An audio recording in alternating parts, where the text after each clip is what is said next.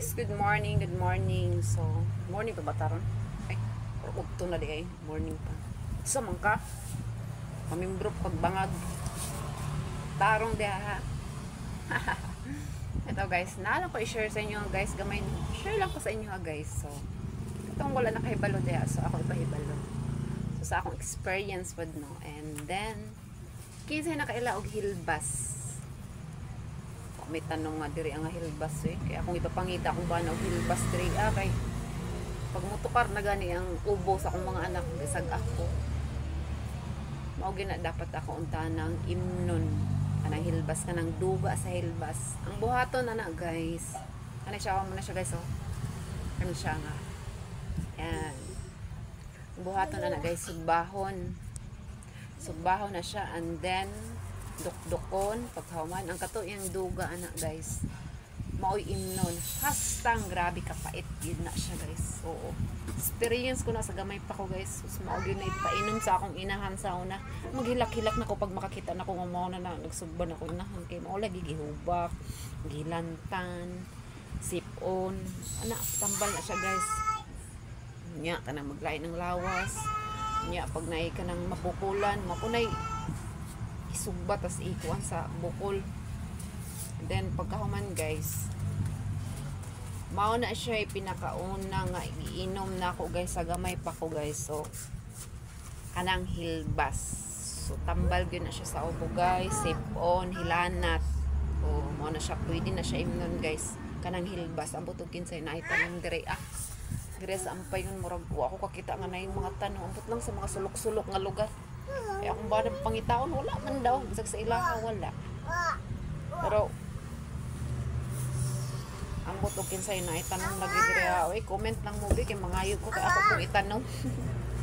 Bitaw guys. So, oro to guys. So, kinsay na itanong guys. Ana guys.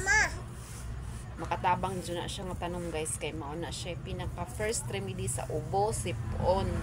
Ayaw sa nang mga tambal-tambal din guys. No?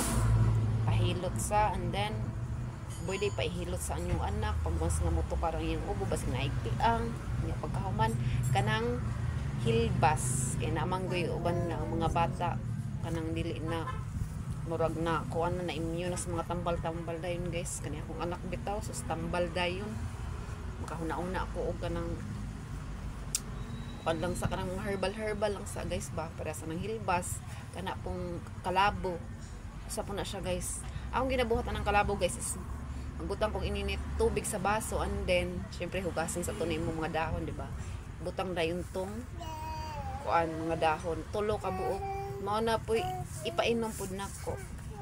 Oh kana siya hilbas kanang duga ng hilbas guys ha inyo sana siyang sugbahon tukdukon tas katong duga gyud ay grabe to kapait mas pait pinakapait mas effective siya guys. So mo na ginay ako nakatunan sa una sa gamay pa ko guys experience na ako na siya guys wala ako nagbuot-buot experience na ako na siya guys. So pagwas nga motukar akong hubak sa una hubak kong kay ko perminti ko pa ingos maghilutay sos nya muhida ko basta paimnon ko og tambal mao gina guys. So kana siya pinaka the best remedy home remedy na dili sa gyud pa imnog tambal no.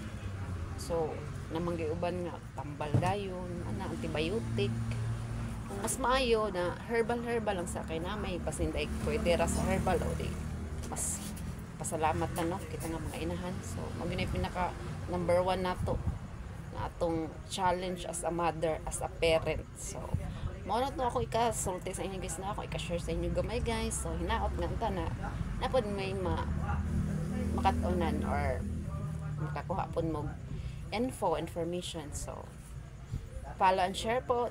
Thanks for watching. Bye.